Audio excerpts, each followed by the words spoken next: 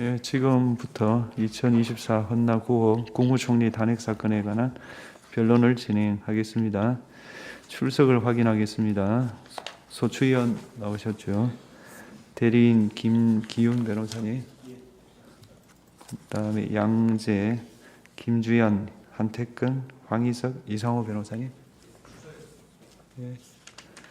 그다음 비청구인 본인 나오셨죠? 예. 법무법인 에이펙스 강현중, 김동윤, 박기웅, 최상철, 박경재 변호사님. 예. 진행 순서를 말씀드리겠습니다. 소추 사실 요지를 진술하고 피청구인 측에서 의견을 진술하시겠습니다. 준비기일 결과를 상정하고 지난 변론 준비기일 이후 제출된 서면 확인과 양 당사자 의견을 듣겠습니다. 증거 체부를 결정하고 증거 조사를 하겠습니다. 먼저 청구인 측에서 소추 사실의 요지를 10분 범위 내에서 해 주시면 고맙겠습니다.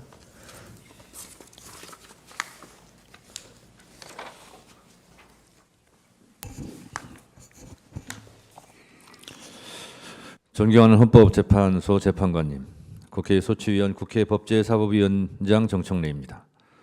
본 사건의 신속한 심리를 위해 수고를 아끼지 않은 헌법재판관님들의 노고에 경의를 표합니다. 우리나라 국무총리의 지위는 다른 법제와 비교하여 국회의 동의를 얻어 대통령이 임명하는 독특한 구조로 이루어져 있습니다. 이렇게 국무총리라는 지위는 대통령이 직접 임명하는 특성으로 인해 직접 선출되는 대통령이나 국회의원 등 선출직 공무원에 비해 민주적 정당성의 토대는 약한 면이 존재하고, 또 한편으로는 국회의 동의를 얻어 최종 임명하도록 되어 있는 특성으로 인해 다른 임명직 공무원에 비하여는 간접적으로나마 민주적 정당성이 보강되어 있습니다. 그러므로 국무총리라는 지위에 대하여는 보통의 임명직 공무원이 갖는 헌법수호 의무보다 더 강한 주의 의무가 부과되어 있다고 할 것입니다. 우리 헌법상 국무총리는 대통령을 보좌하며 행정에 관하여 대통령의 명을 받아 행정각부를 통할하고, 국무회의 부의장으로서 국무회의 구성과 운영에 관해 대통령을 보좌할 권한과 책임을 부여받고 있습니다. 오늘 피청구인 한덕수에 대한 탄핵 소추를 말씀드리기에 앞서 지난해 12월 3일 내란의 밤 계엄의 충격을 떠올리지 않을 수 없습니다. 군 통수권자인 대통령이 무장한 군인과 경찰을 앞세워 국회의원을 비롯한 정치인과 법관들을 체포, 감금하고 국회를 침탈하고자 하였고, 헌법기관인 선거관리위원회를 군을 동원하여 사실상 장악하고자 하였습니다. 더욱 충격적인 사실은 윤석열 대통령이 국민의 직접 선거에 의해 만들어진 국회에서 의결된 탄핵소추안, 정부 예산 삭감 등 대통령에 대한 국회의 헌법상의 견제권을 행사한 삼권 분립의 헌법 정신에 따른 국회의 권한 행사에 대하여 내란을 획책하는 반국가 행위라 규정하고, 나아가 국회를 범죄자 집단의 소굴이며 자유민주주의 체제를 붕괴시키는 파렴치한 종북 반국가 세력으로 낙인 찍으면서 국회를 일거에 척결하기 위하여 비상계엄을 선포한 것이라고 주장하였다는 점입니다. 지난해 2024년 4월에 치러진 제22대 국회의원 선거는 윤석열 정권에 대한 중간평가의 성격을 띈 것이었습니다. 윤석열 정부가 들어선 후 제기되었던 검찰 독재에 대한 야당 탄압 정적 죽이기, 의대 정원 갈등, 부산 엑스포 유치의 실패, 과학기술 R&D 예산 삭감, 대파값 파동 등 윤석열 정권의 실정이 총선의 민심을 가를 이슈로 등장했고, 그중에서도 도이치모터스 주가 조작 혐의, 명품백 수수 등 김건희 여사 관련 의혹, 최상병 사건의 수사를 대통령 경로 때문에 강제로 무마시키려 했다는 의혹 등 대통령 및 영부인과 관련된 이슈가 총선 기간 내내 주목을 받았습니다. 역설적이게도 윤석열 정권의 총선 패배 유발자는 다름 아닌 윤석열 대통령 부부였습니다. 지난 총선은 민주화 이후 집권 여당 최악의 참패였고, 이는 윤석열 정권에 대한 견제의 역할을 야당에게 부여하고자 했던 국민들의 냉정한 심판의 결과였습니다. 윤석열 대통령의 비상계엄은 국민의 선택으로 만들어진 헌정질서를 군경을 동원해 일거에 무너뜨리고자 했던 총선 민의에 대한 배반이라 아니할 수 없습니다. 제22대 국회가 들어선 이후 국회는 김건희 특검법, 최상병 특검법을 수차례 의결하였는데 그때마다 윤석열 대통령은 거부권을 행사하였습니다. 위 두 건의 특검법은 대통령 및 그 가족과 직접 관련된 사안을 수사 대상으로 하고 있는 것이어서 대통령의 거부권 행사는 이해충돌 방지 차원에서 제한되어야 하며 반복적인 거부권 행사는 헌법상 권한을 남용하는 것입니다. 그런데 피청구인은 이를 만류하기는커녕 그때마다 국무회의를 통해 제2요구권을 의결하여 이해충돌 방지의 외관을 만들어내는 데 일조함으로써 대통령의 법률안 거부권 남용 행위를 조장하고 방치하였습니다. 계엄이 선포되던 12월 3일 저녁 피청구인은 국무총리로서 헌법과 법률적 소임을 다하지 않았습니다. 계엄법 제2조 5항은 대통령이 계엄을 선포하거나 변경하고자 할 때에는 국무회의 심의를 거쳐야 한다고 되어 있고 제6항에는 국방부 장관 또는 행정안전부 장관은 국무총리를 거쳐 대통령에게 계엄의 선포를 건의할 수 있다고 되어 있습니다. 피청구인은 스스로 증언하고 있듯이 국무회의는 사실상 없었고 간담회 수준의 흠결 많은 국무회의를 수수방관한 책임이 큽니다.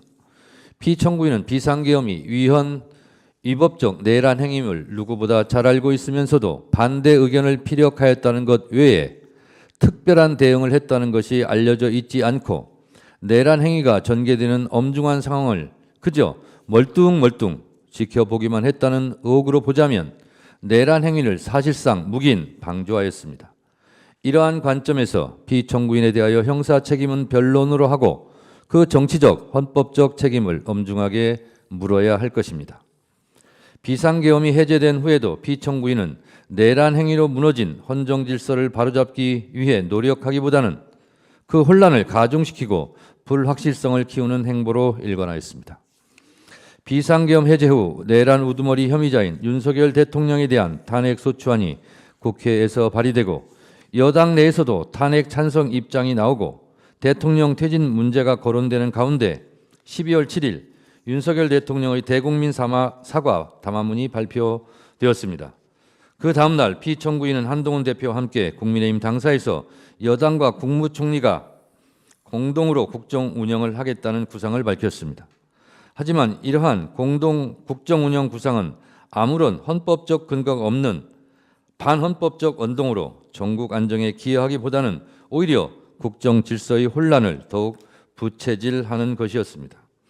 또한 비상계엄 해제 후 내란 주모자 및 가담자들에 대한 검찰 및 경찰의 수사가 본격 개시되는 가운데 대통령으로부터 독립하여 중립성 공정성을 담보할 수 있는 수사를 담당할 상설특검 검사 임명안이 국회에서 의결되었음에도 윤석열 대통령이 특별검사 임명을 거부한 데 이어 대통령 권한대행이 된 피청구인도 국회에서 적법하게 의결된 특별검사 임명안의 효력을 부정하며 특별검사 임명을 거부함으로써 내란 관련자들에 대한 공정하고 중립적인 수사가 진행되는 것을 방해하였습니다. 피청구인에게는 공석이 된 헌법재판관을 임명하여 헌법재판소가 완전체를 구성할 수 있도록 하는 것이 비상계엄으로 무너진 헌정 질서를 회복하고 전국의 안정을 도모함에 있어 가장 중요한 헌법상 의무였습니다. 하지만 피청구인은 이미 여야 합의로 적법하게 선출된 헌법재판관 후보의 임명을 여야 합의가 없다는 이유로 거부하였습니다. 헌법과 국회법 어디에도 여야 합의가 있어야 한다는 규정은 없습니다. 이는 헌법 제49조에서 천명한 국회 의사결정은 다수결로 한다는 헌법적 규정을 망각한 처사입니다. 그 어느 때보다 헌법재판소의 구인 완전체 구성이 절실하고 시급하게 요구되는 상황에서 국회는 이를 거부하는 피청구인에 대한 탄핵을 진행할 수밖에 없었고 피청구인에 이어 권한대행이 된 최상목 부총리에 의해 2명의 헌법재판관 임명이 이루어져 불완전하지만 헌법재판소의 심판 절차가 정상화될 수 있었습니다. 이와 같이 피청구인이 실질적으로 여야 합의를 통해 적법하게 선출되고 추천된 헌법재판관 후보자에 대한 임명을 거부한 것은 국회의 적법한 선출을 무시하고 헌법재판소의 완전체 구성을 거부함으로써 헌법재판소를 사실상 무력화시켜 탄핵 심판 절차의 진행을 방해하고자 했던 것입니다. 피청구인은 내란 우두머리 혐의자인 윤석열 대통령에 대한 탄핵으로 권한대행이 되면서 중립적이고 공정한 수사를 통해 내란 가담자들을 엄중히 처벌하고 헌법재판에서 탄핵 심판이 신속하고 공정하게 이루어질 수 있도록 함으로써 국정 혼란을 조기에 종식시키고 무너진 헌정 질서를 바로 세울 헌법상 책무가 주어졌습니다.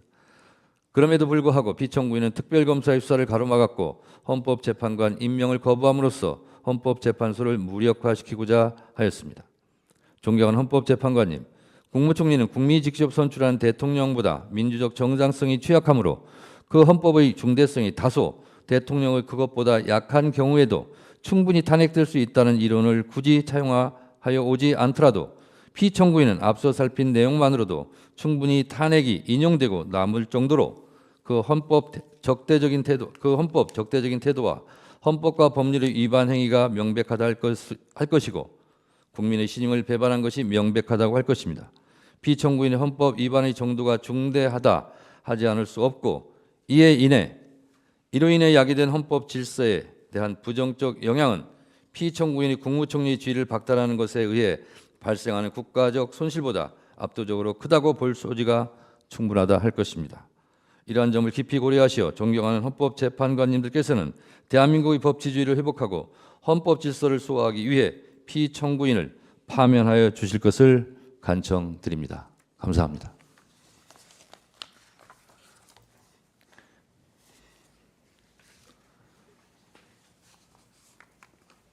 예, 피청구인 측에서 소추 사실에 대한 의견을 진술해 주시기 바랍니다.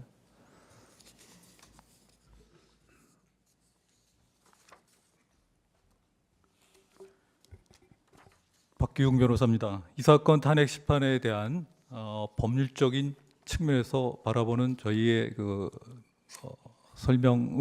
그런 측면에서 설명을 드리도록 하겠습니다. 이 사건 탄핵 심판 제도가 엄격하고 남용이 방지돼야 된다는 것은 두말할 필요도 없을 것입니다. 지금 쟁점이 되고 있는 의회의 의결 정족수, 국회의 의결 정족수 문제와 관련해서 우리 주석 재판소법에 보면은 권한 대행자의 탄핵 소추 발의 및 의결의 정족수는 대행되는 공직자의 그것을 기준으로 한다. 그리고 대통령 권한 대행의 경우 본래의직에 대한 탄핵 발의 및 의결에 필요한 정족수보다 더 가중된 정족수를 충족해야 하므로 권한 대행자로서는 탄핵된 결과 원래의 신분을 잃는다 하여 대행자에게 더 불리한 점은 없다라고 기재하고 있습니다. 또한 헌법재판소 헌법재판 실무 제도에서도 동일한 내용을 기재하고 있으며 특히 탄핵 대상자의 권한 대행자 또는 직무 대행자는 원래의 대상자와 동일한 지위에서 동일한 직무를 수행하는 점에서 이들을 다르게 볼 이유가 없다. 또한 대행되는 공직은 탄핵 대상이 되지만 본래의 직은 탄핵 대상에 해당하지 않는 경우에도 그 대행자로서의 직무 집행 중에 위법 혐의를 사유로는 탄핵 대상이 된다라고 설명하고 있습니다. 따라서 탄핵 소추 대상에 되는지 해당되는지 여부도 그 권한 대행자가 대행하는 직무를 기준으로 판단하듯이 마찬가지로 권한 대행자에 대한 탄핵 소추 발의 및 의결 정족수는 역시 대행하는 그 직무를 기준으로 하여야 할 것입니다. 그것이 우리 헌법상 탄핵 소추대의 목적과 취지에도 맞닿을 것입니다. 따라서 이 사건 탄핵 소추 사유 중에 권한 대행 전 본래의직에서 발생한 사유가 일부 포함되어 있다 하더라도 이 사건 탄핵 소추에 대한 국회의 의결은 의결 정족수를 충족하지 못하여 부적법 각하되어야 할 것입니다. 다음은 탄핵 소추안에 대한 5가지 탄핵 소추안에서 개별적으로 살펴보도록 하겠습니다. 첫 번째, 특별검사 임명 법률안 제2호와 관련해서 설명드리겠습니다.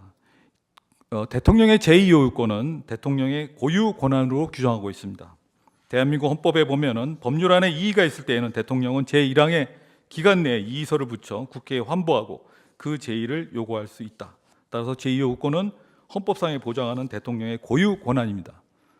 더 나아가 법률안에 위헌적인 요소가 있다면 당연히 대통령은 제2호유권을 행사해야 함이 마땅합니다.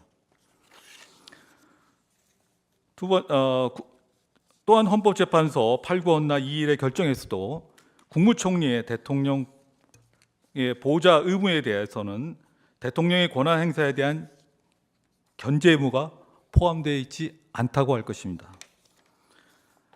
두 번째 사유인 비상계엄 및 내란 행위 관련해서 설명드리겠습니다.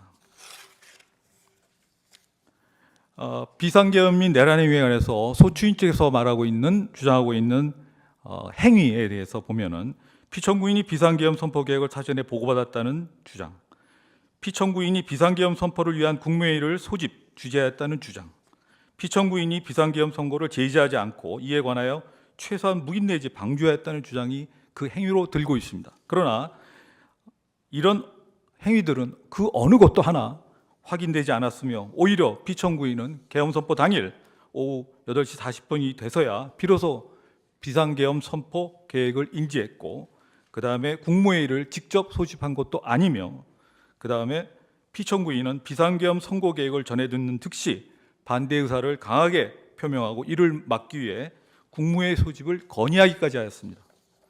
그리고 국회의 해제 2024년 12월 4일 국회의 비상계엄 해제 요구 결의안이 가결되자마자 피청구인은 국회의 결의를 존중하여 신속하게 비상계엄 해제를 추진하였습니다. 세 번째, 공동 국정운영 시도와 관련된 탄핵소추안에서 설명드리겠습니다. 피청구인의 2024년 12월 8일자 담화문 취지를 보면은 행정부의 모든 공직자들 모두 국정 운영에 최선을 다할 것이며 혼란을 타개하기 위해 여당 등과 국회에 협력하겠다는 의지를 표명한 것입니다. 이것은 일상적인 당정 협의이며 또한 윤석열 대통령을 국정 운영에서 배제한다는 취지의 표현이나 윤석열 대통령의 퇴진 및 권한 행사에 관한 문제를 언급한 사실이 전혀 없습니다. 더군다나 그 이후에도 이와 관련한 조치나 행위도 어떠한 행위도 전혀 없었습니다. 따라서 이 점만 보더라도 이 탄핵소추 사유가 얼마나 자기적인지 알 수가 있습니다. 그 다음에 특검 후보자 추천 의뢰와 관련해서 말씀드리겠습니다. 피청구인이 대통령 권한 대행이 된 이후에 13일간 특별검사 후보자 추천을 의뢰하지 않았다는 소추 사유입니다. 특별검사 제도는 정치적 중립성과 독립성을 위하여 공정한 수사와 기소를 보장하는 데 그 핵심이 있습니다. 그런데 특별검사에 임명되어 하는 법률 제3조 1항에 보면은 특별검사 후보 추천에 지체 없이 2명의 특별검사 후보자 추천을 의뢰해야 한다고 되어 있습니다. 지체 없이라는 표현을 쓰고 있습니다. 이에 반하여 같은 조항에서 보면은 위원회 추천 기일이나 특검 임명 기한들은 모두 3일, 5일과 3일로 구체적으로 기한을 정하고 있습니다. 여기서 지체 없이의 의미는 우리 법령 위반 심사 기준에 보면은 정당하고 합리적인 이유에 따른 지체는 허용되는 것으로 해석되고 있습니다. 그런데 특별검사 후보 추천의 구성과 관련된 구성 및 운영에 관한 규칙이 2024년 11월 28일 날 제2조가 개정되었습니다만 이 개정된 제2조를 보면은 특별검사의 추천 과정에서 교섭단체 간 균형을 전제로 하여 특검의 공정성 및 중립성을 보장하려는 특검법의 제4조 및 4항 및 제7항을 명백히 위반하고 있습니다. 또한 특정 사안에 대하여는 특정 교섭단체를 배제함으로써 특정 정당이 절대적 권한을 독점하는 위헌 유법적인 요소가 있습니다. 더군다나 2024년 12월 3일 권한쟁의 심판 청구와 효력정지 가처분도 신청되어 있었던 상황입니다. 따라서 이러한 개정 규칙의 위헌 유법성에 대한 숙고를 위하여 후보자 추천 의뢰가 이루어지지 못한 것이고 이는 정당한 사유에 기한 합리적인 범위 내에 지체라 할 것입니다. 또한 실제로 계엄 선포와 관련된 수사에 아무런 지장도 초래되지 않았습니다.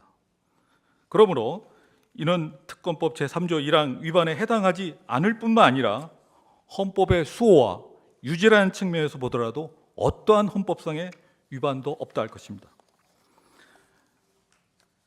다음은 헌법재판관 임명권 행사와 관련해서 말씀드리겠습니다. 우리 헌법 제111조에 보면은 헌법재판관은 대통령이 임명하되 재판관 중 3인은 국회에서 선출한 자를 임명하도록 되어 있습니다. 이는 중앙선거관리위원회의 구성과는 전혀 다르게 규정되어 있습니다. 우리 헌법에 1987년도 개정된 현행 헌법을 보면은 다시 헌법재판소를 도입하면서 그 직전의 헌법과 달리 대통령의 임명권을 규정하고 있습니다. 특히 또 이와 관련해서 대통령제를 채택하고 있는 미국의 경우 대통령은 상원의 승인이 있은 후에도 그 임명 여부에 대해서 재량권, 디스크레션을 가진다고 규정하고 있습니다. 헌법재판관에 대한 대통령의 임명은 실질적인 것으로서 그 임명 여부에 재량권을 가진다고 할 것입니다. 또한 헌법 제111조에서는 헌법재판관에 대한 대통령 임명 권한의 행사 기한을 규정하고 있지 않습니다. 설령 헌법재판관 임명 행사에 대통령의 자기 의무가 있다고 하더라도 후보자 선출 후 즉시 임명해야 할 의무는 없습니다. 또한 피청구인은 국회가 선출한 후보자 3인에 대하여 그 임명을 거부한 것이 아니라 여야 합의를 조건으로 임명을 보류한 것입니다. 우리 헌법상 통치구조에 비춰볼 때 선거를 통해 국민에 의하여 직접 선출된 대통령에 비하여 권한대행은 그 민주적 정당성에 한계가 있으며 일시적이고 임시적 지위에 있습니다. 따라서 권한대행은 현상 유지한 최소한의 범위 내에서 권한만을 행사, 현상을 변경을 초래하는 권한의 적극적 행사는 자제돼야 합니다. 따라서 권한대행이 가지는 민주적 정당성의 한계를 국회의 실질적인 합의를 통해 보완되어야만 헌법기관의 임명과 같은 적극적 권한 행사를 할 수 있을 것입니다. 마지막으로 의원 내각제를 택하고 있는 독일의 경우 연방 하원과 상원에 해당하는 연방의회와 연방 참사관에서 헌법재판관 선출 시에는 3분의 2의 가중 다수결로 의결하도록 하고 있습니다. 이는 다수당과 소수당의 합의를 강제하고 있다 할 것입니다.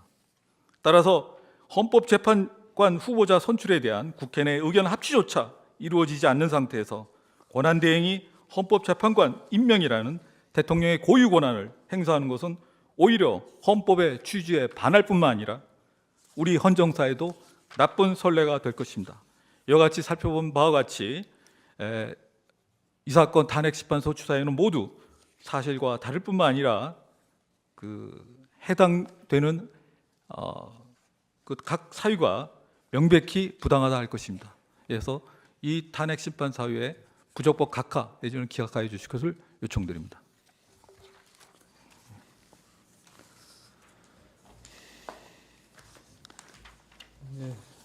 다음 순서로 준비기일 결과를 변론에 상정하고 의견을 확인하겠습니다. 수명 재판관이었던 김영도 재판관께서 진행하시겠습니다. 예, 먼저 양 당사자가 준비기일을 제출한 서증을 확인하겠습니다. 청구인 측에서는 갑제 1호증부터 갑제 86호증의 11호증까지 제출하셨고 모두 준비기일에서 증거로 채택되었습니다. 피청구인 측에서는 을제 1호증부터 13호증까지 제출하셨고 그 중에서 을제 1호증부터 을제 10호증까지 준비기일에서 증거로 채택되었습니다. 이어서 준비기일에서 정리된 이 사건의 쟁점을 확인하겠습니다. 먼저 소추위원 측에서 주장을 보겠습니다. 이 사건 소추 사유는 다음과 같이 정리되었습니다. 첫째, 피청구인은 대통령의 특별검사 임명 법률안에 대한 제2요구권 행사와 관련 이해충돌 방지 외관을 만들어내기 위하여 국무회의를 주재하여 법률안에 대한 제2요구안을 의결함으로써 헌법 7조, 40조, 49조, 86조 등을 위반하였다. 둘째, 피청구인은 비상계엄 선포를 위한 국무회의를 권한 없이 소집하고 참석하는 등 대통령의 위헌적 비상계엄 선포를 돕거나 묵인 방조하고 대통령의 내란 행위에 공모 또는 묵인 방조하는 등 헌법상의 의무를 다하지 아니하여 헌법 7조, 86조, 국가공무원법 56조 등을 위반하였다. 셋째, 피청구인과 국민의힘 대표 한동훈의 공동 국정운영 체제는 대통령이 직을 유지하고 있는 상황에서 헌법상 근거가 없으므로 헌법 7조, 66조 4항, 74조 1항 등을 위반하였다. 넷째, 피청구인은 대통령 권한대행으로서 지체하고 있던 특별검사 후보자 추천 의뢰를 신속하게 진행해야 할 법적 의무가 있음에도 불구하고 이를 이행하지 않음으로써 헌법 71조 특별검사의 임명 등에 관한 법률 3조 1항 등을 위반하였다. 다섯째, 피청구인은 대통령 권한대행으로서 국회가 추천하는 헌법재판관 후보자를 임명할 의무가 있음에도 불구하고 헌법재판관 임명을 거부함으로써 헌법 66조, 111조, 113조, 헌법재판소법 23조, 국가공무원법 56조 등을 위반하였다. 이상과 같은 내용으로 정리가 되었는데 소추위원 측 맞습니까? 예. 다음으로 피청구인 측의 주장을 보겠습니다. 먼저 피청구인은 적법 요건에 관하여 주장을 하였습니다. 그 내용은 피청구인은 대통령 대행의 직위를 겸하고 있어서 헌법 65조 2항 단서에 따른 가중 탄핵 정족수를 충족시켜야 함에도 본회의 가결은 이를 충족하지 못하였기 때문에 이 사건 탄핵 심판 청구는 무효인 탄핵 소추 의결에 근거한 것이므로 부적법하다라는 적법 요건에 관한 부적법 주장을 하였습니다.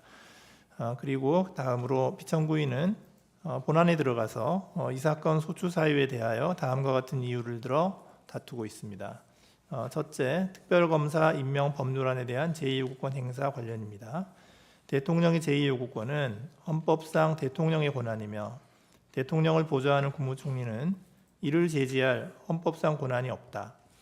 국무회의는 심의기관이므로 행정부 수장인 대통령은 국무회의의 의결에 무속되지 않는다. 이렇게 주장하셨고요.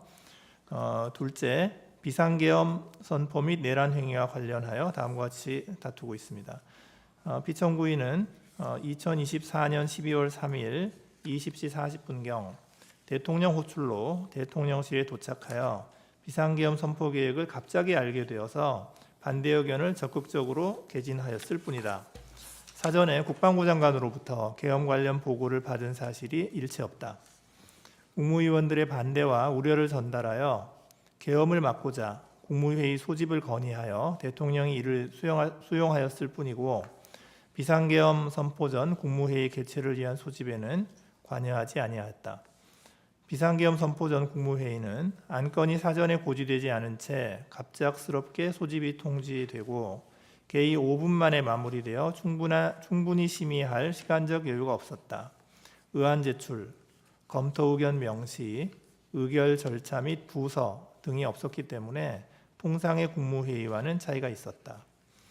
피청구인은 2024년 12월 4일 국회에 비상계엄 해제 요구안 결의에 따라 대통령에게 비상계엄 해제를 건의하였고 대통령의 지시로 비상계엄 해제안 처리를 위하여 국무위원들을 소집하였다.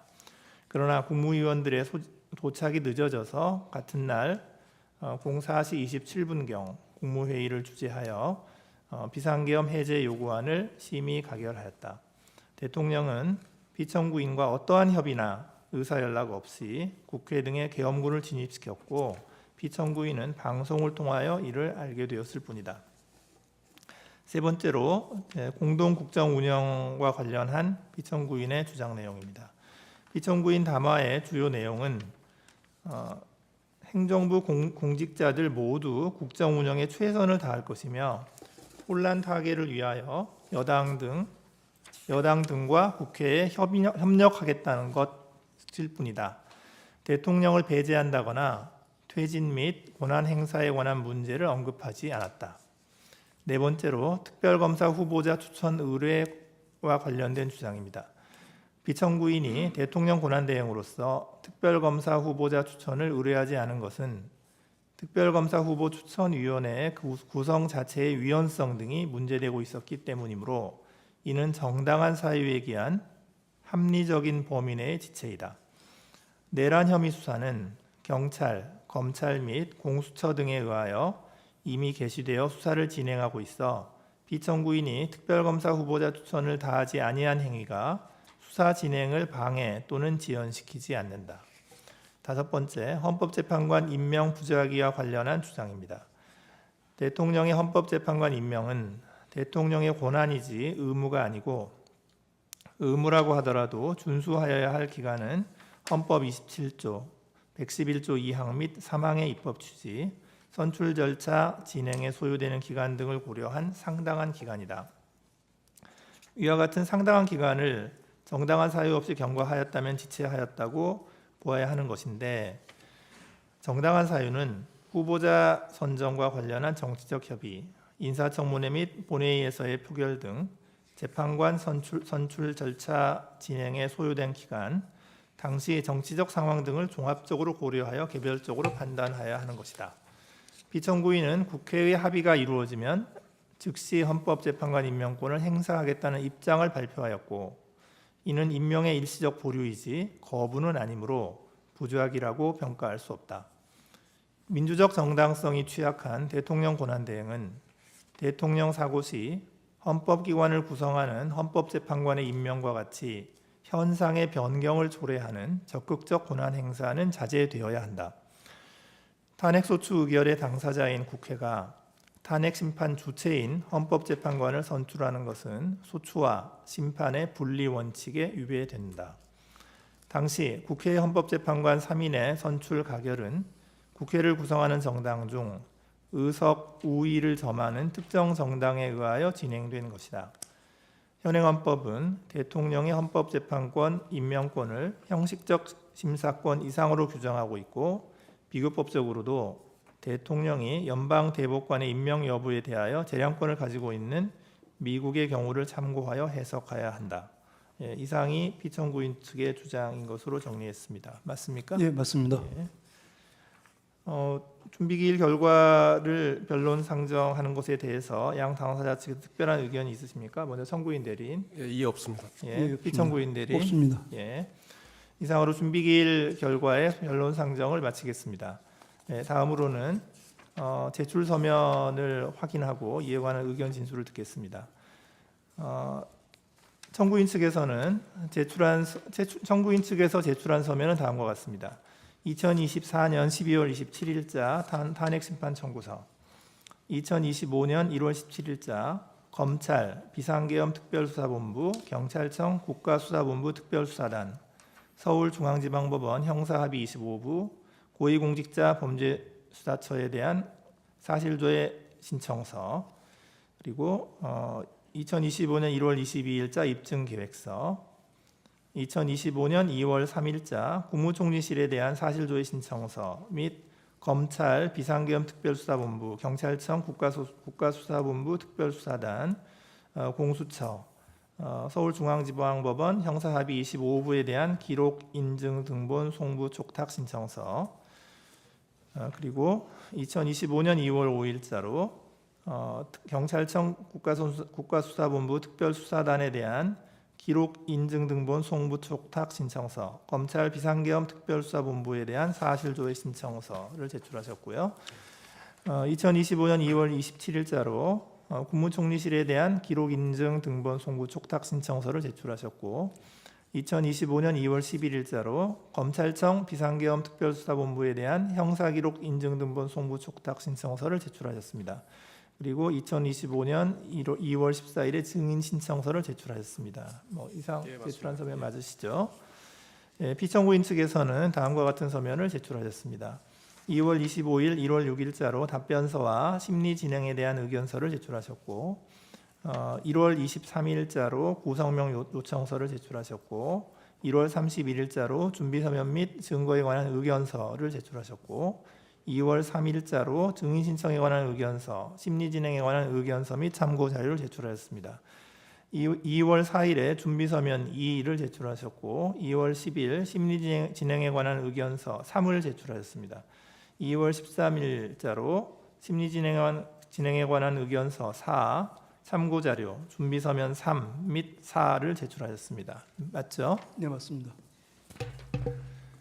양 당사자 측에서 제출하신 서면에 기재된 쟁점들에 관하여 앞서 소출 사실과 관련하여 모두의 진술하신 것 외에 추가로 더 진술하실 내용이 있으면 말씀해 주시기 바랍니다. 먼저 청구인들이.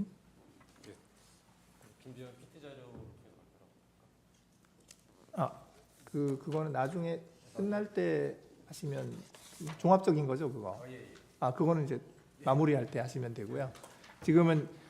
지금까지 낸 서류 말고 뭐 새로운 것도 다시 주장할 거가 또 추가 주장할 거 있느냐 그걸 여쭤보는 겁니다. 그건 없으신 거죠? 예.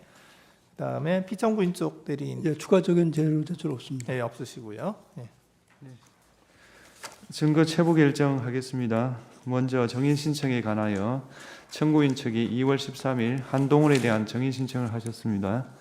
청구인 측이 신청한 정인은 2월 14일 도착한 국무총리실의 사실조회 회신 등에 비추어 반드시 필요한 정인이라 보기 어려워 재판부 평의를 거쳐 정인 신청을 기각합니다.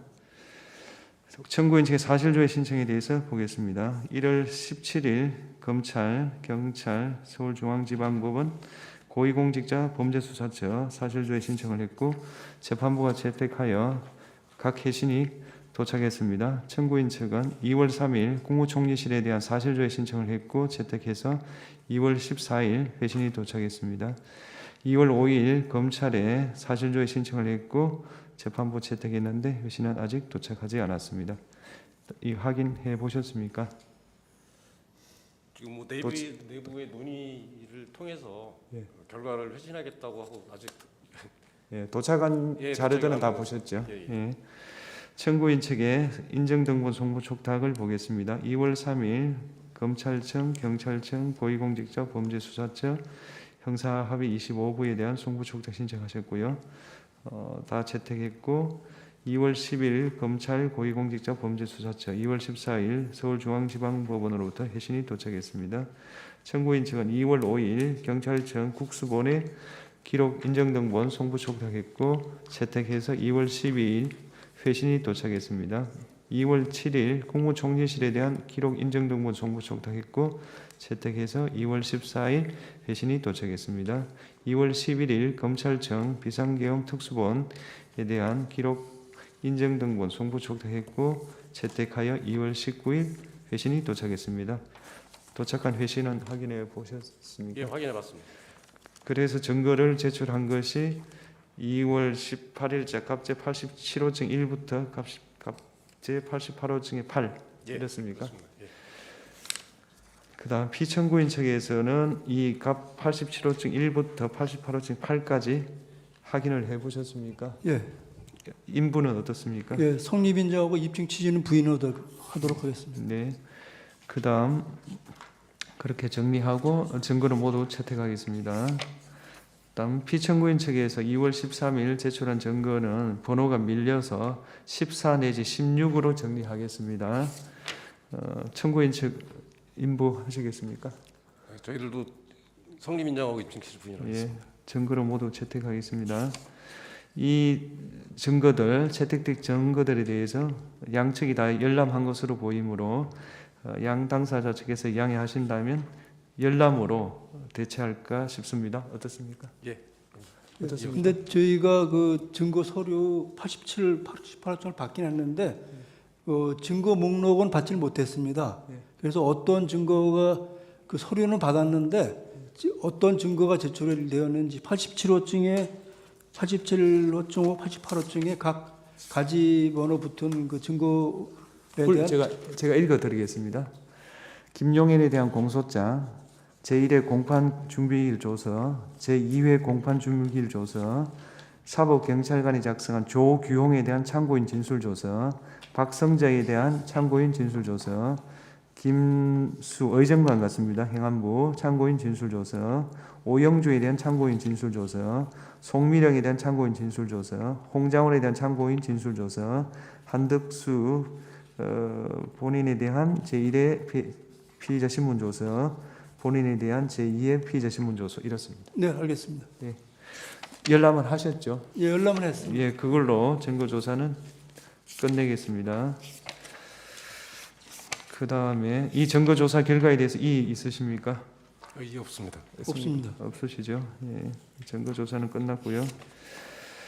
이상 마지막으로 종합 의견, 최종 의견 진술을 듣도록 하겠습니다. 우선 청구인 대리인이 종합 진술 해주십시오.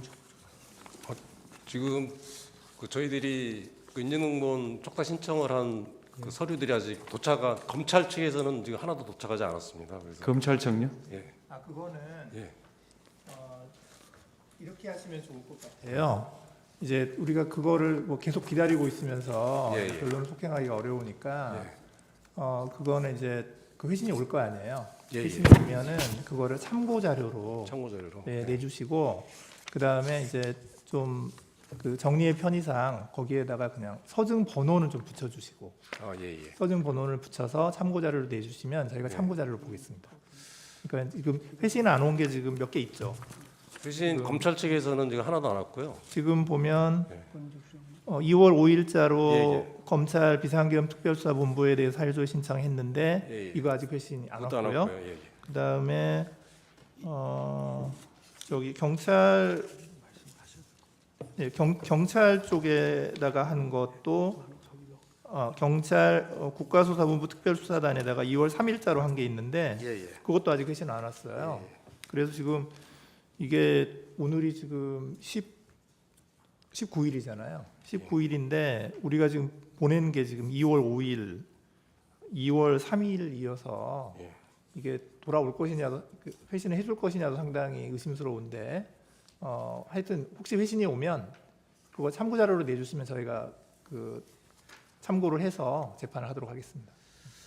근데 2월 5일 날 저희들이 그 검찰청에 그 사실조회 신청한 것은 사건 번호를 저희들이 확인해 가지고 인증공무원 송구촉탁 신청을 하려고 원래 사실조회 신청을 했던 건데 지금 사건 번호도 안 알려주는 그런 예, 그런 아니 건가요? 사건들이 이제 계속 왔다 갔다 뭐 검찰에 네, 있다가 네. 경찰로 이관됐다가 공수처 갔다 그래가지고 예. 사건 번호가 계속 바뀌고 있어서 그거를 확인하기 위해서 저희들이 사실조회 신청을 했던 거였는데 그러니까 이렇게 해주세요. 예. 그러니까 변론 종결 이후라도 예, 사건 번호가 오면 예. 그거 가지고 다시 송구촉탁 신청하시면 저희가 그러면 채택을 해주시는 채택해서 걸로. 보내드리겠습니다. 예, 알겠습니다. 이제 하여튼 그냥 참고 자료로 왔다 갔다 하는 거가 되겠지만 예, 그건 예. 저희가 해드리겠습니다.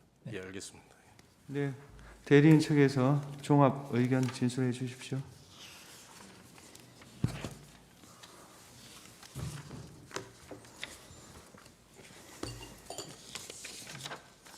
저희들이 처음에 연락 받을 때 그 변론사 탄핵 소추사의 요지 발표 시간 한 30분 정도 준다고 그래가지고 하십시오.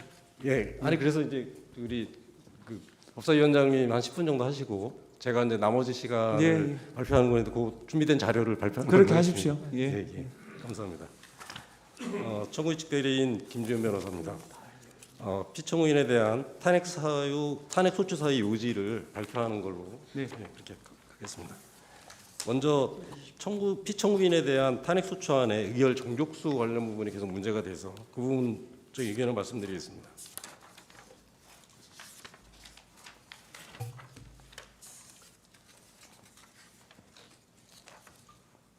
이게 안 되는데.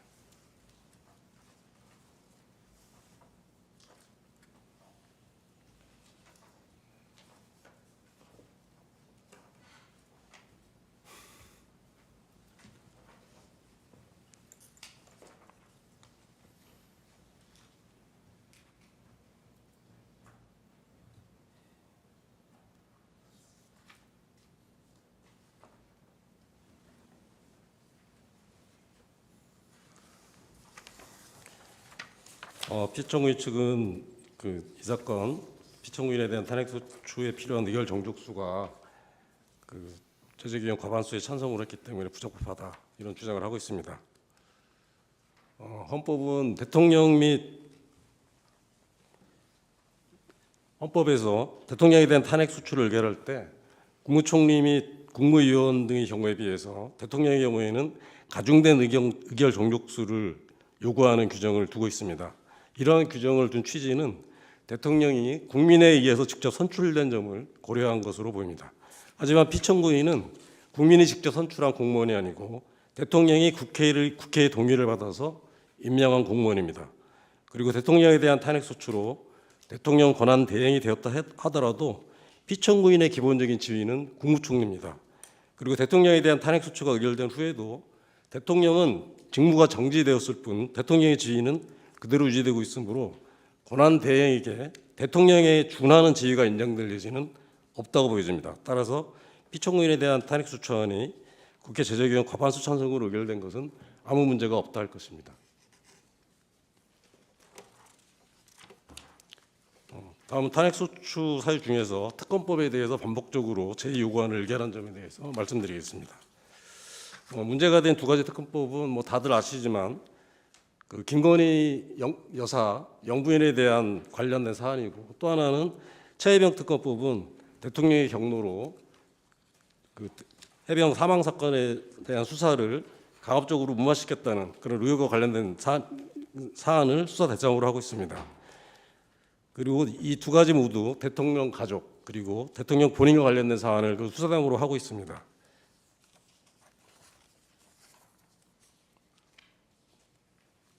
이런 사안들에 대해서 국회는 김건희 특검법 3회 그리고 최혜병 특검법 3회 등 6번에 걸쳐서 특검법 의결을 한 바 있는데, 윤석열 대통령은 이때마다 반복적으로 거부권을 행사했고, 피청구인도 역시 매번 국무회의를 통해서 제2요구안을 의결하였습니다.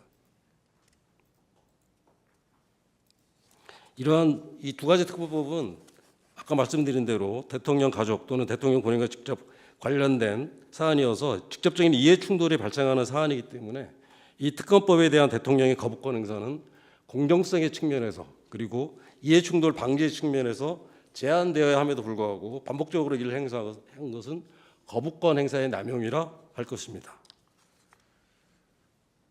그런데 피청구인은 이런 대통령의 거부권을 남용하는 것이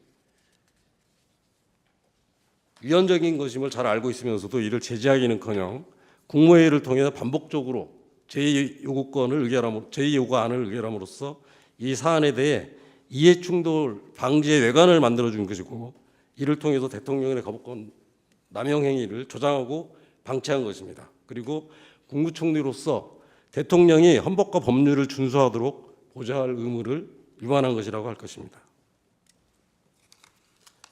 다음은 위헌적인 비상계엄, 내란 행위를 묵인하고 방조한 점에 대해서 말씀드리겠습니다. 아까 그 피청구인 측에서도 이야기를 했듯이 그 피청구인이 계엄의 밤에 대통령의 호출을 받고 대통령실에 도착을 해서 비상계엄 선포에 대한 얘기를 듣고 국무회의 소집을 건의하고 비상계엄 해제 요구안이 국회에서 의결된 다음에 비상계엄 해제를 위한 국무회의를 주최해서 비상계엄 해제안을 의결했다고 주장하고 있습니다. 그리고 자기 비상계엄 선포에 반대하는 의견을 대통령에게 피력했고 비상계엄을 만료하기 위해서 국무회의로 수립한 것이라고 주장을 하고 있는 것입니다. 하지만 피청구인이 대통령으로부터 비상계엄에 대해서 이야기를 듣고 대통령에게 국무회의 소집을 건의하고 그렇게 소집된 국무회의에 참석을 한 것은 소극적으로나마 위헌적인 비상계엄 선포를 받아들이면서 비상계엄의 절차적 요건이었던 국무회의 심의가 이루어지도록 조언을 해준 것이라고 볼 소지가 충분하다 할 것입니다. 그리고 비상계엄이 선포되고 해제될 때까지 8시간 가까이 피청구인은 이를 제지하기 위한 아무런 조치도 취하지 않았습니다. 비상계엄 해제 요구안이 국회에서 의결된 후에도 비상계엄 선포 전과는 달리 비상계엄 해제의 안건을 심의할 국무회의 소집을 건의하지도 않았습니다. 그저 국무원들이 다 모일 때까지 앉아서 기다리면서 결과적으로 비상계엄 해제가 지체되는데 일조를 한 것으로 충분히 볼 소지가 있습니다. 피청구인이 내란 행위가 어느 정도 가담했는지 여부는 지금 진행되고 있는 그 관련 수사를 통해서 밝혀질 것입니다. 하지만 그러한 형사 책임과는 변론으로 피청구인이 국무총리로서 내란 행위로 인해서 헌정 질서가 흔들리는 상황을 수수방관하고 지켜보기만 하면서 내란 행위를 사실상 묵인하고 방조한 점에 대해서는 엄중한 정치적 책임을 물어야 할 것으로 보입니다. 다음은 여당과의 공동 국정 운영을 선언한 점에 대해서 말씀드리겠습니다. 12월 6일 국회에서 비상계엄에 대한 탄핵 소추가 발의되었습니다. 그리고 여당 내에서조차 탄핵 소추안에 대해서 찬성표를 던지겠다 하는 의원들이 나오기 시작했고 이렇게 여당 내에서조차 이탈표가 나타날 조짐을 보이기 시작하는 상황이었습니다. 또한 검찰, 경찰 등 수사기관의 내란 가담자에 대한 수사가 본격화되고 있는 상황이었고요. 그리고 해외 언론에서도 미국 행정부 고위 인사들이 비상계엄에 대해서 부정적 의견을 밝혔다는 기사가 나오는 등 대통령의 거취 문제에 대해서 압박이 높아지는 그런 상황이었습니다. 그런 가운데 한동훈 대표가 대통령의 직무를 정지시키는 것이 필요하다라고 발언했다는 사실이 언론에 보도되기도 했습니다. 이런 상황에서 한동훈 대표가 용산 관저로 가서 윤석열 대통령과 회동을 가졌고 그 다음 날인 12월 7일 오전에 윤석열 대통령이 대국민 담화를 통해서 전국 안정 방안을 여담에게 일임한다라는 선언을 했고 그날 오후 한동훈 대표가 총리 관저를 찾아가서 피청구인과 회동을 갖기도 했고요. 그런 와중에 대통령의 조기 퇴진이 불가피하다는 한동훈 대표의 발언이 또 언론에 보도되기도 했습니다. 그리고 12월 8일 오전에 국민의힘 당사에서 한동훈 대표와 피청구인이 나란히 서서 차례로 공동선언을 발표하기에 이르렀던 것입니다. 한동훈 대표는 공동선언문을 통해서 대통령이 자신의 임기를 포함한 전국 안정 방안을 당에 일임하였다고 하면서 대통령 퇴진 전까지 국무총리와 당이 국정을 책임 운영한다는 내용의 공동 국정 운영 방안을 발표했습니다. 그리고 이 담화에 뒤이어서 피청구인은 여당과 지혜를 모아서 국정을 안정적으로 운영한다라는 내용의 한동훈 대표의 담화 내용에 호응하는 취지의 담화를 발표했던 것입니다. 하지만 이렇게 피청구인이 국무총리로서 여당과 공동으로 국정을 운영하겠다는 것은 헌법과 법률에 전혀 근거가 없는 위헌적인 주장의 다름 아니라 할 것입니다. 더욱이 당시는 대통령에 대한 탄핵 소추가 의결되기도 전이어서 윤석열 대통령의 지휘와 권한이 그대로 유지되고 있는 상황이었기 때문에 공동 국정 운영 구상은 위헌적인 발상에 기초한 것이고 헌법의 기본 원칙인 법치주의, 권력분리 원칙 등을 위반한 것임에 당원을 요하지 않는다 할 것입니다. 다음은 상설특검 후보자 추천 의뢰를 거부한 점에 대해서 말씀드리겠습니다. 상설특검법에 의하면 국회에서 상설 특별검사 수사안이 의결된 경우 대통령은 특별검사 후보 추천위원회에 2명의 특별검사 후보자를 지체 없이 의뢰하도록 되어 있고 이 규정은 강행 규정임에 이론의 여지가 없습니다. 12월 10일 국회에서 내란 행위의 징상규명을 위한 특별검사 요구안이 의결됐고 다음 날 특별검사 후보 추천위원회가 구성이 됐습니다. 그리고 국회의장은 대통령에게 특별검사 후보 추천을 의뢰했습니다. 이에 대해 윤석열 대통령은 후보자 추천 의뢰를 거부했고 12월 14일에 대통령에 대한 탄핵 소추 의결로 권한 대행이 된 피청구인도 개정된 특검법 시행규칙에 여야 간의 위헌 위법의 논란이 있다는 이유로 특별검사 후보 추천 의뢰를 거부하였습니다. 하지만 국회에서 적법한 절차를 거쳐서 개정된 규칙에 대해서 여야 간의 논란이 있다는 이유로 피청구인이 특별검사 후보 추천 의뢰를 거부한 것은 국회의 다수결 원칙에 위배되는 것입니다. 그리고 사실상 특별검사의 임명을 거부함으로써 내란 행위자에 대한 특별검사의 수사를 방해한 것에 다름 아니라 할 것입니다. 다음은 헌법재판관 후보의 임명을 거부한 점에 대해서 말씀드리겠습니다. 헌법은 국회가 선출한 헌법재판관 후보에 대해서 대통령이 이를 임명한다라고 정하고 있는데 이러한 대통령의 임명권에 대해서 다수의 헌법학자들은 이는 형식적인 임명권이며 대통령이 국회가 선출한 헌법재판관을 임명하는 것은 헌법상 의무에 해당한다라고 보고 있습니다.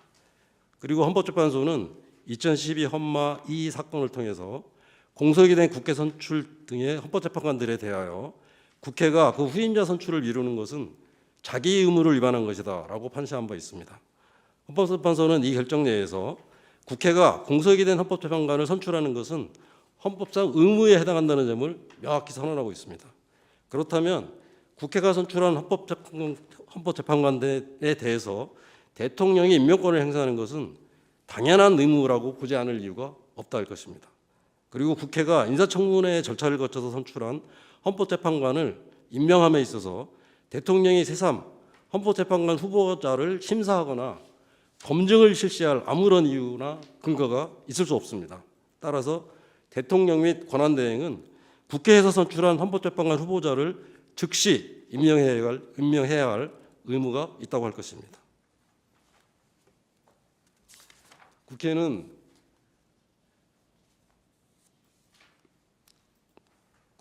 2024년 10월 17일자로 임기 만료된 헌법재판관 3인의 후임자를 선출하면서 후보 추천을 둘러싼 여야 간의 의견으로 선출 절차가 지연되고 있다가 마침내 12월 9일 여야 간의 합의가 이루어져서 민주당 2명, 국민의힘 1명 등 3명의 후보자 추천이 이루어졌고, 이렇게 추천된 후보자들에 대한 인사청문회가 개최되는 등 후임자 선출 절차가 진행되고 있었습니다. 그런데 피청구인은 그러한 절차가 끝나기도 전에 12월 24일과 26일 두 차례에 걸쳐서 임명 거부 의사를 분명하게 표명하였던 것입니다.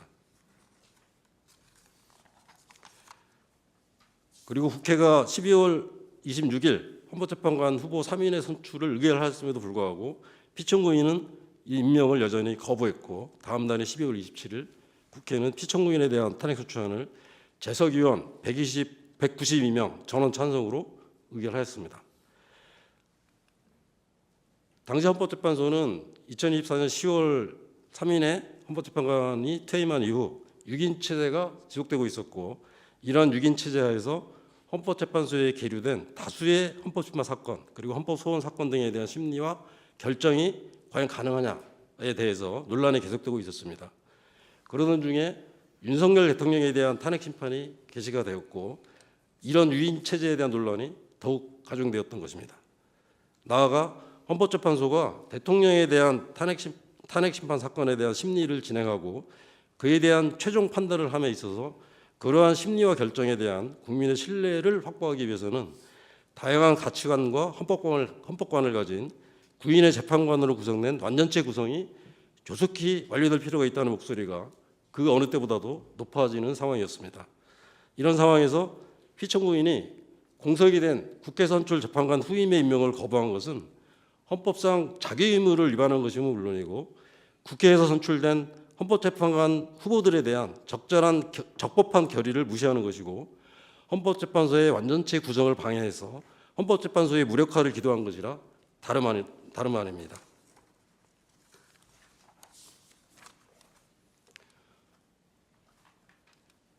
또한 피청구인 역시 내란 행위 가담자로서 수사를 받는 지위에 있었습니다. 이러한 지위에서 공범의 징계 절차를 방해하는 등 공범들에게 도움을 주는 행위를 한 것이라고 보지 않을 수 없고, 헌법수호의 의무를 위반한 것이라고 보지 않을 수 없습니다. 그리고 최상목 권한대행에 의해서 2명의 재판관 임명이 이루어짐으로써 대통령 탄핵심판 사건의 심리가 원활하게 진행되는 등 헌법재판소 본래의 기능이 정상화된 점에 비춰볼 때 피청구인이 헌법재판관 임명을 일체 거부한 것이 얼마나 위헌적인 행위였는가를 다시 한번 확인할 수 있다 할 것입니다. 다음은 피청구인의 헌법 위반의 중대성에 대해서 살펴보겠습니다. 헌법재판소는 앞서 두 건의 대통령에 대한 탄핵심판 사건을 통해서 헌법 수호의 관점 그리고 국민의 신뢰의 관점에서 헌법 위반의 중대성에 대한 판단 기준을 제시한 바 있습니다.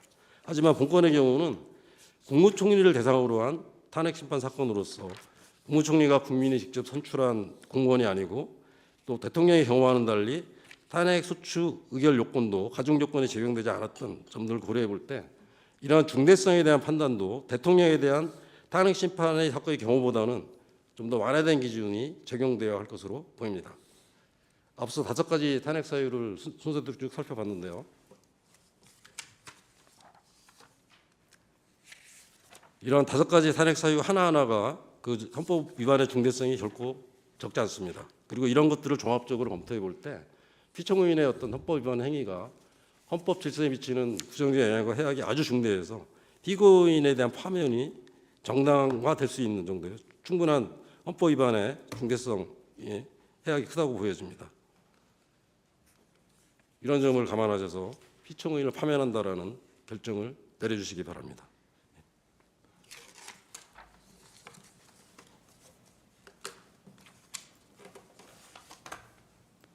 예, 피청구인 측 대리인 종합 진술해 주십시오. 재판장님, 아까 서중에 관련해서 잠깐 한마디만 말씀을 드리도록 하겠습니다.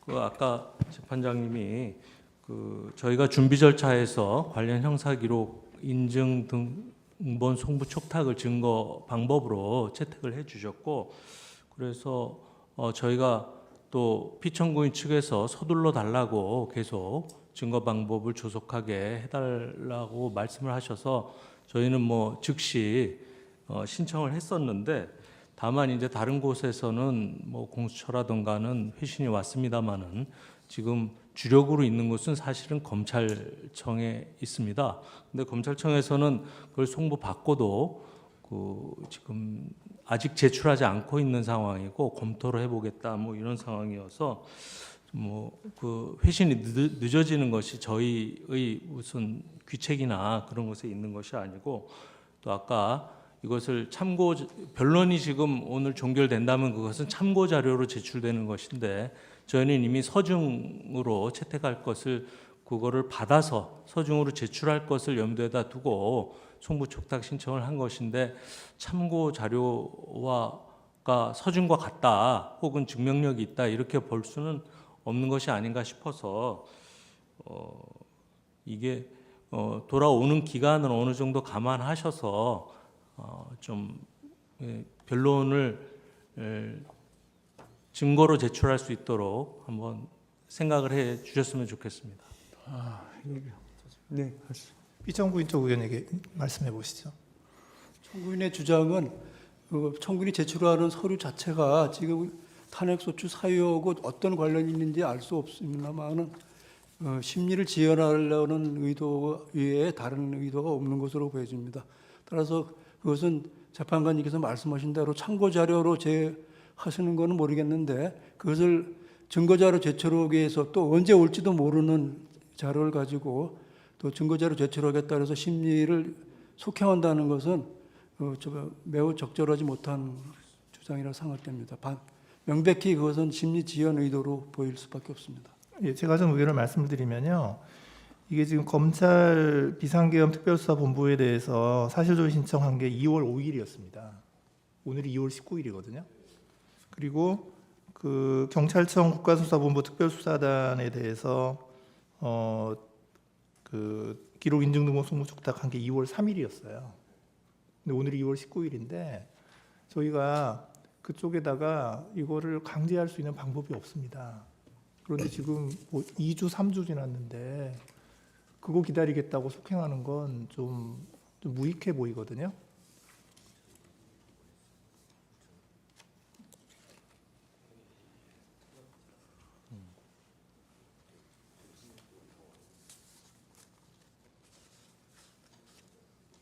제가 한 말씀 드려도 되겠습니까? 제가 잘 몰라서 여쭙는데요. 대통령 탄핵 사건에 대해서는 대체적으로 검찰 피신 조서를 다 보내지 않았습니까? 지금 물어보니 대체적으로 같은 건인데, 국무위원들, 검찰 피신 조서나 참고인 조사 부분인데, 저도 그 이해를 할 수가 없네요. 대통령 탄핵 사건 건은 다 주면서 국무총리 탄핵 사건에는 주지 않는다. 그러면 누구는 어떤 건 주고 어떤 건 안 주고 그럴 이유는 저는 없다고 보거든요. 그래서 재판관님들께서 다시 한번 좀 이렇게 좀 길을 열어주셨으면 좋겠습니다. 자, 제가 정리하겠습니다. 그런 주장도 할 수 있고 저런 주장도 할 수 있는데, 거꾸로 이렇게 생각할 수도 있지 않습니까? 송부 촉탁 기록을 보낸 사람은 혐의가 뚜렷하기 때문에 보냈고, 보내주지 않은 사람은 혐의가 없거나 증거가 매우 미약하기 때문에 보내줄 단계가 아니다, 이렇게 생각할 수도 있겠다 싶고요. 기본적으로 탄핵소추는 입증 책임을 국회에 지우고 있고, 국회에게는 탄핵소추 의결 전에 법사위 해부에서 조사할 수 있는 권한을 주었습니다. 그걸 포기하고 여기 들어왔을 때는 그에 따른 불이익도 감수해야지, 마냥 수사기관의 선의에 기대해서 탄핵소추 절차를 진행하겠다는 것은 저로서는 반드시 그래야 된다는 의무감을 못 느낍니다. 그런 취지에서 이런 평의 결과가 나왔기 때문에 오늘은 그 평의 결과에 따라 진행을 하겠습니다. 피청구의 대리인 진술해 주십시오.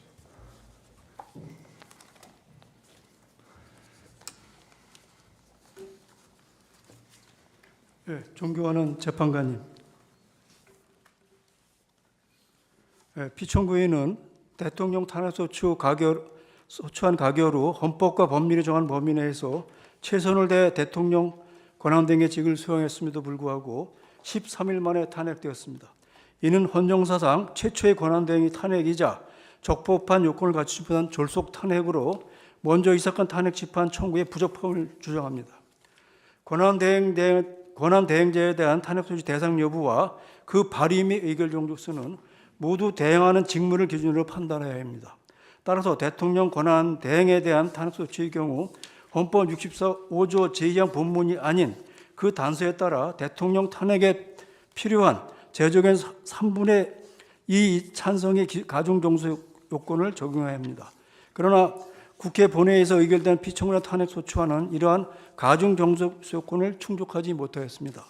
따라서 이 사건 탄핵 심판 청구는 헌법이 정한 절차적 요건을 충족하지 못하여 부적법 각하되어야 합니다. 가사 이 사건 탄핵소추안에 헌법 제65조항 본문에 규정된 일반 종족수가 적용된다 하더라도 청구인이 주장하는 탄핵 사유는 아래서 보는 바와 같이 모두 사실에 부합하지 않거나 법리적으로 탄핵 사유를 구성하지 않으므로 탄핵 심판 청구는 기각되어야 합니다. 첫째, 특별검사 임명 법률안 제외와 관련해서 대통령 제외 요건은 헌법이 보장하는 대통령의 고유 권한입니다. 당시 국무총리였던 피청구인은 대통령의 고유 권한 제외 요건의 행사를 견제하거나 제지할 권한 및 의무가 없었으며 단지 대통령을 보좌하는 국무총리 지휘에서 국무회의 심의 등 헌법과 법률이 정한 절차에 따라 제의요구 과정을 수행했을 뿐입니다. 더욱이 제의요구 대상에 대한 특권 법률안은 위헌 입법사항이 명백했던 바 이는 국회의 재의결 과정에서도 그 위헌 입법성이 인정되어 최종적으로 폐기되었습니다. 둘째, 윤석열 대통령 비상계엄 선포 및 내란에 관련하여 현지 전까지 밝혀진 바 여러 자료에 따르더라도 피청구인이 대통령의 비상계엄 선포 등의 공무 무긴 방조하지 않았음이 명백합니다. 오히려 피청구인은 비상계엄 선포 및 국무회에서 다른 국무위원들과 함께 비상계엄에 반대 의사를 명확히 표명했고 국회의 비상계엄 해제 요구 결의안 가결 직후 신속히 국무회를 소집하여 본인이 직접 주재한 가운데 비상계엄 해제를 의결하는 등 일관되게 비상계엄 선포에 반대했음이 분명하게 드러나고 있습니다. 더구나 김용원 전 국방부 장관 공소장에 보면은 공소사실 내용에 대통령의 소집 지시를 받은 국무위원 등이 대통령실 5층 대적견실에 모이고 라고 기재하고 또 김용현은 국무총리 함독소를 거치지 않은 채 대통령에게 직접 비상계엄의 선포를 건의했고 라고 명백히 기재되어 있습니다. 이런 점을 꼭 살펴보아 주시기 바랍니다. 셋째, 한동훈 국민의힘 당대표의 공동국정 운영과 관련해서 피청구인이 2024년 12월 8일자 담화하면 그 내용 자체만으로도 청구인이 주장하는 공동국정운영의 의도가 전혀 존재하지 않았음이 명확히 보여집니다. 피청구인과 한동훈 국민의힘 전 대표는 각자의 이름으로 독립적인 담화문을 발표했을 뿐이며 담화문 어디에도 대통령을 배제하거나 대통령의 권한을 행사하겠다는 내용은 전혀 언급된 바가 없습니다. 오히려 피청구인은 여당은 물론 야당 국회 그리고 국민 전체 협력을 두루 언급하며 국정 혼란 극복을 위한 범국가적 협력을 요청했을 뿐입니다. 넷째, 특검 후보자 추천 의혹에 관련하여 특검법 3조 1항은 후보자 추천 의뢰를 단지 지시 없이 하도록 정하고 있을 뿐이며 정당하거나 합리적에 따른 지체는 허용된다는 점에서 볼 적에 피청구인은 2024년 11월에 개최된 추천위원회 구성규칙의 위헌 위법 논란을 관련하여 14일간 이를 검토했을 뿐이므로 이는 탄핵소가 되는 중대한 위헌 위법에 해당하지 않습니다. 더욱이 내란 혐의 수사는 원활히 진행되어 주요 수사 대상자의 구속 기소까지 이루어진 상황이므로 청구인이 주장하는 수사 지시나 범인 도주 위험도 전혀 없습니다. 다섯째, 헌법재판관 임명에 관련해서 헌법은 재판관 중 3인을 국회가 선출하도록 하면서 같은 도 2항에서 이 재판관 9명을 임명하도록 정하겠습니다. 이는 대통령에게 헌법 적합한 전원에 대한 임명 권한을 부여한 것이지 국회 선출 후보자에 대한 임명 의무를 부과한 것이 아닙니다. 헌법은 대통령의 임명 권한 행사 기한을 별도로 규정하고 있지 아니하며 특히 청구인은 2024년 12월 26일 오후 2시 본회의에서 헌법재판관 후보자 3인의 선출 절차를 완료한 후 불과 몇 시간 만에 피청구인에 대한 탄핵소추안을 가결하는 바 이렇게 이처럼 짧은 기간 동안 임명권을 행사하지 않은 것이 헌법 위반이 될 수 없음을 자명합니다. 더욱이 피청구인 대통령 권한대행의 허관한 범위, 여야 간 실질적 합의의 필요성, 그리고 공정한 재판을 받을 권리 등을 종합적으로 고려하여 볼 적에 국익과 헌법적 가치에 따른 임명을 일시적으로 보류한 것으로 판단한 것이므로 이는 정당한 탄핵소추가 될 수가 없습니다. 따라서 청구인이 주장한 모두 탄핵소추 사유는 그 사실관계가 왜곡되었거나 법리적 근거가 없는 것이며 설령 피청구인 행위가 있었다 하더라도 이는 헌법과 법률이 허용하는 정당한 권한 행사의 범위 내에 있었음이 명백합니다. 결국 이 사건 탄핵심판 청구는 헌법에 정한 청구 요건을 갖추지 못했을 뿐만 아니라 청구인이 주장하는 모든 탄핵소추 사유는 그 사실관계가 왜곡되거나 법리적 근거가 결여된 것입니다. 이에 이 사건 탄핵은 마땅히 각각 또는 기각되어야 할 것입니다. 이와 어울려 신속한 심리가 필요한 점에 대해서 몇 가지만 더 말씀드리도록 하겠습니다. 피청구인의 탄핵소추는 대통령 탄핵소추 사태 이후 국정을 안정시켜야 할 권한대행의 직무마저 정지시킴으로써 헌정사상 유례없는 이중의 공백 사태를 초래하였습니다. 이는 대통령 탄핵으로 인한 사회적 혼란이 수습될 기회를 원천적으로 차단했을 뿐만 아니라 행정부의 권한 행사에 심각한 공백을 야기하여 법 취지의 근거를 뒤흔드는 결과를 낳고 있습니다. 헌재의 권한대행은 그 원직이 장관으로서 그 임명에 국회의 동의를 거치지 않았다는 점에서 민주적 정당성의 국무총리에 비해 떠질 수밖에 없습니다. 더욱 큰 문제는 제1야당의 행동을 고려할 때 현 권한대행을 비롯하여 그 지위를 승계하는 자들의 출퇴한에 의할 가능성도 무시할 수 없는 것입니다. 국제사회는 현재 비상계엄 선포에서 탄핵에 이르기까지 전례 없는 정치적 혼란을 어떻게 수습할 것인지 예의주시하고 있습니다. 이러한 중차대한 시점에서 헌법소의 최위보루인 헌법재판소에서 대통령 권한대행 탄핵심판의 심리결정을 신속하게 진행함으로써 무분별한 탄핵소추로 인한 국정 중단의 위험을 조속히 해소하고 대통령의 직무정지는 엄중한 상황에서도 대한민국이 흔들림 없는 법치국가라서 정상적으로 작동할 수 있음을 국내에 분명히 보여주어야 할 것입니다. 또한 피청구인은 50여 년간 대한민국 무역통상의 정책의 중심에서 활약해 왔습니다. 피청구인의 경험과 지혜가 지금 이 순간 절실히 필요합니다. 이에 언론사의 보도 내용과 같이 국무위원들과 현 권한대행 역시도 피청구인이 신속히 복귀하여 트럼프 행정부의 대응에서 관세무역 전쟁에 대비해서 대응한다는 점에서 뜻을 갖추고 있는 것으로 알고 있습니다. 정상 간 외교가 어려운 현 시점에 하루빨리 피청구인을 직무에 복귀시켜 그 역량을 국가를 위해 펼칠 수 있도록 해야 합니다. 지난 변론 준비 열차 이후 피청구인 탄핵 사건에 사회적 관심이 커지고 있으며 본 탄핵 사건의 신속 결정이 각계각층의 목소리가 높아지고 있습니다. 국내 주요 언론사를 비롯한 수많은 언론사들이 대미 통상의 대응의 필요성, 국정 불안정 해소, 법적 안정성 확보, 국제사회 신뢰도 문제 등을 들어 탄핵 사건에 대한 신속한 결정이 필요하다고 입을 모으고 있습니다. 국무위원을 비롯한 여러 정부 주요 인사들 역시 본 탄핵 사건이 빨리 해결되어야 정부가 글로벌 관세 전쟁에 잘 대응할 수 있다는 점에 동의하고 있습니다. 헌법학자를 중심으로 학계에서도 본 탄핵 사건이 본질상 성결되어야 할 문제라는 점을 지적하여 신속한 결정의 필요성을 강조하고 있습니다. 피청구인의 탄핵 사건은 사실관계가 명확하고 쟁점이 복잡하지 않아 현재까지 제출된 자료도 충분히 판단이 가능하다고 보여집니다. 조속히 선고기일을 지정해 주시를 정중히 요청드립니다. 마지막으로 하늘이 무너져도 정의를 세우라는 법격언이 있습니다. 헌법재판소 재판관님들이 대통령 권한대행 탄핵소추를 심리하면서 대통령 권한대행 탄핵소추를 심리하면서 이념이나 정파에 구매됨이 없이 오직 헌법과 법률에 근거하여 대한민국의 미래를 위하여 정의로운 결정을 선고해 주십시오. 무엇이 정의인지 정의를 바로 세워 우리 앞에 닥친 혼란을 잠재우고 다시 우리나라가 정의로운 국가가 될 수 있도록 해주시기 바랍니다. 감사합니다. 예. 이어서 예. 아니 그건 제가 순서를 드리겠습니다. 예, 청구인 소추위원 최종 의견 진술하십시오.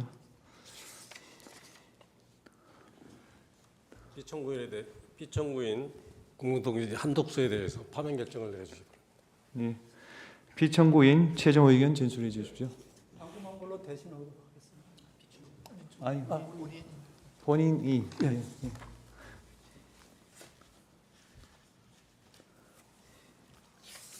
존경하는 헌법재판소 소장 대행님과 재판관님, 저는 오늘 대한민국 48대 국무총리이자 윤석열 정부의 29번째 탄핵 소추 대상으로 헌법재판소 재판정에 섰습니다. 먼저 비상계엄 선포와 해제, 그에 뒤이은 세 번째 현직 국가원수 탄핵 심판으로 인하여 우리 국민 한 분 한 분이 느끼고 계신 고통을 무겁게 받아들이고 있다는 말씀을 드리고 싶습니다. 저는 여야의 극한 대립 속에 행정각부를 통할하며 대통령님을 잘 보좌하여 어려운 대내외 상황을 극복해 나가고자 하였으나 대통령님이 다른 선택을 하시도록 설득하지 못했습니다. 대통령 권한대행으로서 헌법과 법률에 따라 오로지 국민만 바라보며 안정된 국정 운영에 전력을 다하는 것이 마지막 소임이라 생각하였으나 저 또한 탄핵 소추되어 부득이 직무가 정지되었습니다. 어느 누구보다 열심히 살아온 우리 국민들이 이런 어려운 상황을 겪고 계신 것 자체에 대하여 제 일신의 영역을 떠나 진심으로 가슴 아프고 송구스럽게 생각하고 있습니다. 존경하는 재판관 여러분, 국회는 5가지 사유로 저를 탄핵 소추하셨습니다. 우선 국회는 제가 대통령 권한대행이 되기에 앞서 국무총리로 일할 때 국회가 통과시킨 여러 법안에 대하여 국무회의를 통해 제2요구안을 심의하고 의결한 것이 위헌이고 위법이라고 주장하셨습니다. 그러나 해당 법안들은 모두 위헌 소지가 있었기에 헌법과 법률을 지켜야 할 행정부가 이를 받아들이는 것은 우리 헌정 질서의 기본 정신에도 도저히 부합하지 않았습니다. 이어 국회가 제기한 내란 동조, 묵인, 방조 주장에 대하여 저는 대통령님이 어떤 계획을 갖고 계신지 사전에 알지 못하였고 대통령이 다시 생각하시도록 최선을 다해 설득하였으며 군 동원에도 일체 관여한 사실이 없음을 다시 한번 분명히 말씀드리고 싶습니다. 세 번째로 제가 여당 대표와 함께 담화문을 발표한 것은 이번 사태의 여파로 대외 신인도가 흔들리거나 경제가 위축되지 않도록 정부와 여야가 협력하여 안정된 국정 운영에 힘쓰겠다는 뜻을 밝힌 것일 뿐 국회가 주장하시는 것처럼 권력을 찬탈하기 위해서가 전혀 아니었습니다. 또한 국회는 제가 권한대행이 되자마자 상설특검 후보자 추천을 의뢰하지 않은 것이 잘못이라고 하셨습니다만 이는 국회의 요구에 즉시 따르는 쪽이 오히려 우리 헌정 질서를 어지럽히고 국론 분열을 심화시킬 우려가 컸습니다. 특정 성향 야당만으로 특검을 구성할 수 있도록 야당 단독으로 하위 법령을 고친 것을 두고 위헌 논란이 거셌기 때문입니다. 따라서 대통령 권한대행인 저로서는 과연 어떤 결정이 헌법과 법률에 부합하며 국가 전체를 위하여 올바르고 이로운지 여러 의견을 듣고 숙고할 시간이 절실하였습니다. 이미 공수처, 경찰, 검찰, 국방부 등 여러 국가기관이 대규모 계엄 관련 수사를 벌이고 있어 증거인멸이나 수사 지연 우려도 거의 없었습니다. 마지막 탄핵 사유는 헌법재판소 재판관님 임명 문제였습니다.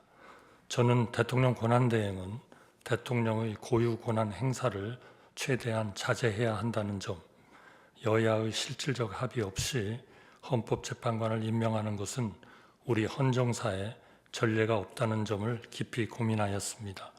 나라가 어렵고 국론이 분분할수록 우리가 돌아봐야 할 것도 우리가 추구해야 할 것도 오직 원칙과 가치 그리고 국민의 합의라는 점도 마음에 새겼습니다. 그런 맥락에서 여야의 합의를 여러 번 간곡히 요청하였고 여야가 합의하면 즉각 임명하겠다고 약속드렸습니다만 국회는 탄핵 소추로 응답하셨습니다. 이는 제 일신의 영역을 떠나 우리 국민과 헌정 질서 전체를 위하여 가슴 아픈 일이라 생각합니다. 존경하는 재판관 여러분, 저는 대한민국 1인당 국민소득이 300달러가 채 안 되던 1970년 공직에 입문하였습니다. 미국, 일본, 독일처럼 우리보다 10배, 20배 잘 사는 나라를 까마득하게 바라보며 언젠가 우리 국민도 선진국 국민이 누리는 풍요와 안정을 누릴 수 있게 되기를 염원하였습니다. 50년 가까이 국정의 최일선에서 밤낮 없이 일하며 그 꿈이 이루어지는 과정을 지켜보고 기여한 것이 저의 기쁨이었습니다. 저에게 많은 기회를 주신 국민들께 마지막으로 봉사하고 싶어 두 번째 국무총리직을 받아들이고 혼신의 힘을 다해 뛰었습니다. 경제 기적과 문화 도약을 이룬 우리나라가 극단의 정치에 함몰되어 길지 않은 현대 민주주의 역사에서 벌써 세 번째 국가 원수 탄핵을 경험하고 있는 것을 무엇보다 가슴 아프게 생각합니다.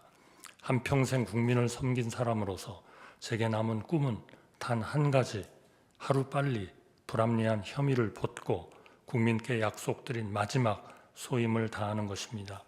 우리 앞에는 이제껏 경험한 수많은 난관보다 한층 거센 폭풍이 기다리고 있습니다. 이를 극복하기 위해서는 무엇보다 정치와 정부가 지금까지와 크게 달라져야 합니다. 과거 우리 곁에는 언제나 진영의 유불리를 넘어 나라 전체를 볼 줄 아는 정치인, 정치로 풀 일을 정치로 풀어주시는 어른들이 계셨습니다. 지금 우리 국민들이 가장 간절히 기다리는 것도 바로 그런 큰 정치의 복원이라고 생각합니다. 또한 세계 질서가 재편될 때 정부가 적시에 대응하지 않으면 미래 세대가 오래도록 혹독한 대가를 치러야 합니다. 제가 저희 자리로 서둘러 돌아가야 하는 이유도 바로 거기에 있다고 생각합니다. 존경하는 재판관 여러분, 극단의 정치는 국민 모두에게 막대한 비용을 지울 뿐 그 어떤 해답도 주지 못한다는 사실을 우리 모두는 이번 일을 통하여 뼈아프게 배우고 있습니다. 법치와 합의, 자제와 성찰, 합리와 효율이 정치와 정부, 나아가 사회 전체를 움직이는 작동 원리가 될 때 대한민국은 비로소 좌나 우로 가는 대신 위로 갈 수가 있다고 믿습니다. 진영에 휘둘리지 않고 국민 한 분 한 분을 위하여 최선의 해답을 찾아낼 수 있습니다. 대한민국이 극단의 시대를 넘어 합리의 시대로 나아갈 수 있도록 헌재가 우리 사회의 마지막 보루로서 현명한 판단을 내려주시기를 간곡히 당부드립니다. 감사합니다.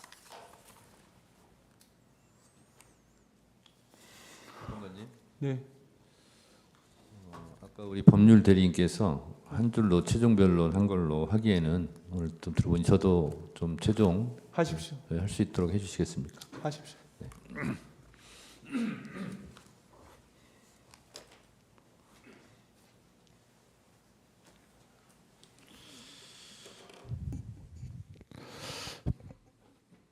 피청구인께서는 여야 합의를 강조하시면서 실제로 특검 법안도 그리고 또 헌법재판관 임명도 여야 합의라는 헌법에 존재하지 않는 논리를 대고 있습니다. 비판받지 않는 영역이 진리라면 정책과 의견 주장은 항상 비판이 있을 수 있고 진영에 따라서 이익과 손해가 있을 수 있습니다. 그러하기 때문에 실제로 대한민국이 법치국가이고 따라서 가장 법치의 으뜸인 헌법을 따라야 된다고 생각하고 그 주장의 근거도 헌법적 근거에 기반해야 된다고 생각합니다. 그렇지만 여야 합의라는 근거는 헌법 어느 조항에도 국회법 어느 조항에도 존재하지 않습니다. 오히려 헌법 제49조에서 규정하고 있는 국회 의사결정은 다수결로 하라라는 그 규정을 정면으로 부정하는 말이 바로 여야 합의라는 핑계 근거라 할 수 있습니다. 예를 들면 김건희 특검법이나 최상병 특검법 같은 경우도 제2요구권을 행사했습니다. 그것이 통과되면 윤석열 정부 정권의 불이익이 되기 때문에 그렇게 하지 않은 것 아닙니까? 그리고 지금 얘기하는 상설특검 같은 경우는 법적으로 지체 없이 임명하여야만 한다고 규정되어 있습니다.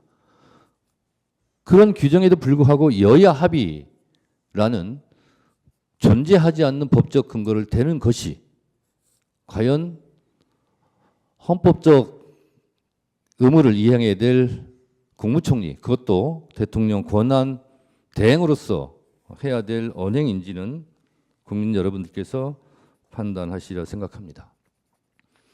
헌법에 규정된 제77조 전시나 국가 비상사태에 준하지 않는 상황임에도 비상계엄을 했다 하여 대통령 윤석열을 헌법적 그 근거에 의해서 탄핵까지 한 대한민국입니다.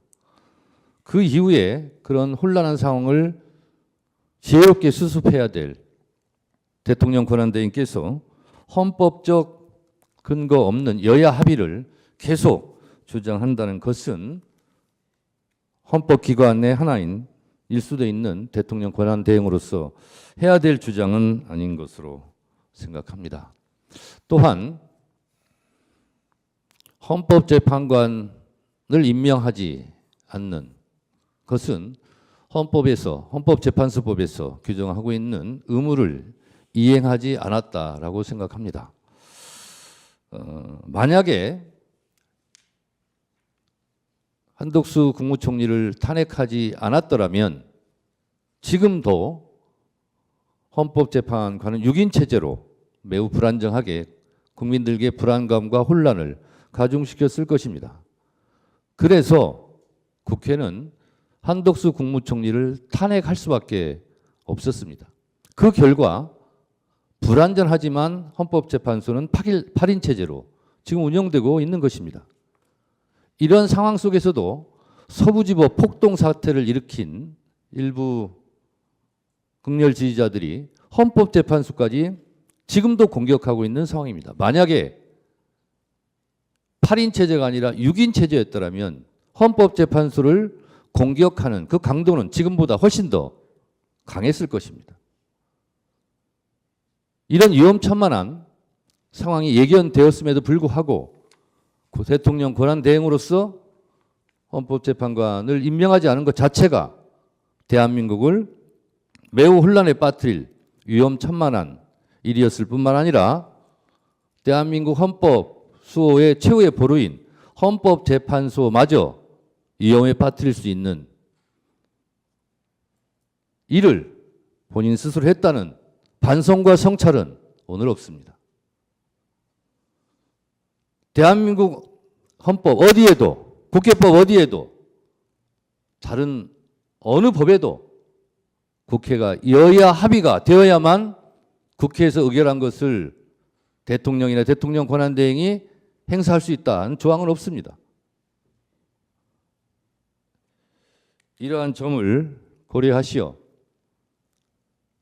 피청구인을 파면함으로써 대한민국 헌법 수호의 의지를 헌법재판소에서 추상같이 국민 여러분들께 보여줄 것을 청구인으로서 간청드립니다. 감사합니다.